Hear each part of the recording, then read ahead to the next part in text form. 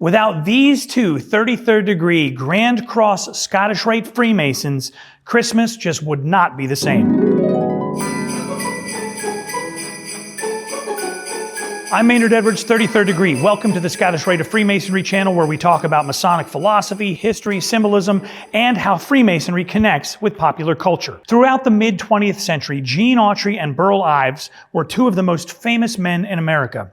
As singers and actors, they sold hundreds of millions of records, and their films sold out theaters, and they were constantly starring in TV shows and variety programs. They each won an Oscar, and between them, they've got a stack of Grammys. These two extraordinary men share a couple of really important connections. One of the most important, they were both 33rd degree Grand Cross Scottish Rite Masons. But they also have a surprising Christmas connection. First, Gene Autry, known as the Singing Cowboy, was raised as a Master Mason in 1927. He later joined the Scottish Rite and was honored as a 33rd degree Inspector General Honorary. Gene was really proud of this honor. He literally had it carved into his headstone. Now, Gene was a very remarkable character. He not only starred in films and TV shows, was a singer and a songwriter, he was one of the richest men in Hollywood and even owned a Major League Baseball team. In 1989, he was further honored by the Scottish Rite by receiving the Grand Cross. It's the highest honor that the Scottish Rite bestows. Next, Brother Burl Ives, a man who was called the mightiest balladeer of all time. He was a folk singer, an Oscar-winning actor, a radio star, a Broadway star. Burl Ives' Masonic journey started early as he was a member of the Order of DeMolay.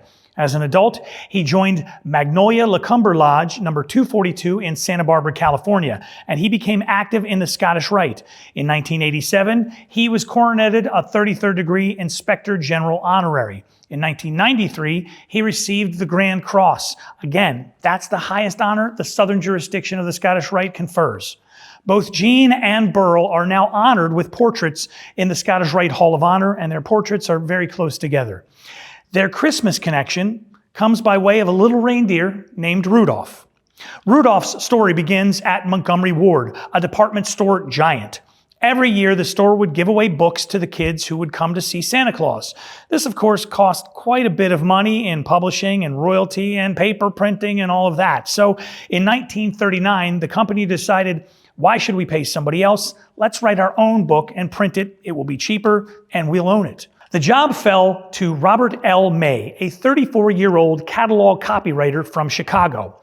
On paper, it was a simple job. Write a cheery Christmas story for children and make sure there's some animals involved so that Montgomery Wards could sell some stuffed toys.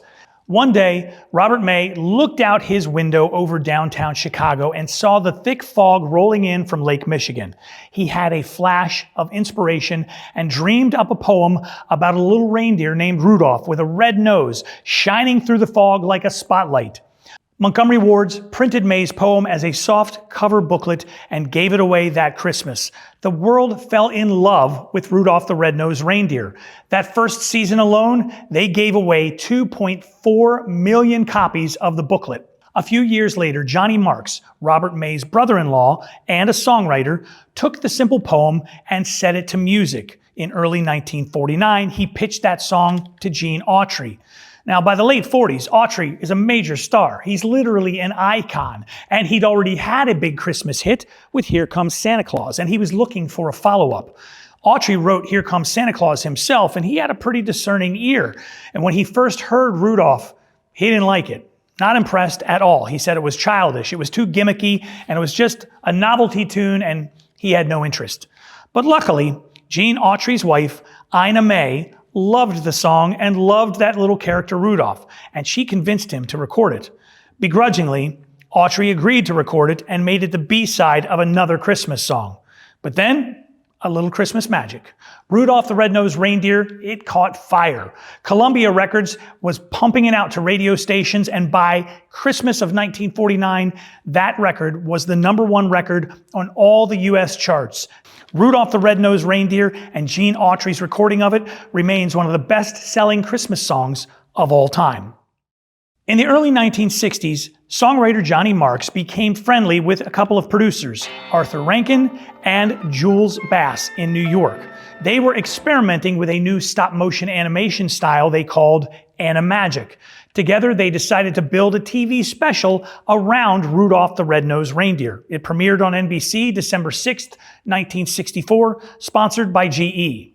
Over time, that special would become the longest continuously running Christmas special in TV history, airing every year since that first broadcast, pretty much nonstop.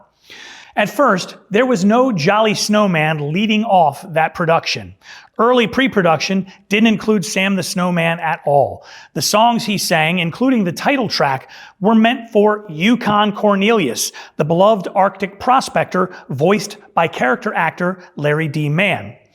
NBC and GE, when they first saw the script, they said, it needs a bigger name. So, Rankin and Bass decided to create that character, Sam the Snowman, and made him the narrator and the main singer of the soundtrack.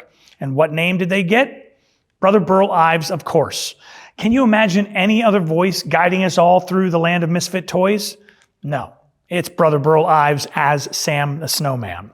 So, is Rudolph a Masonic character? No.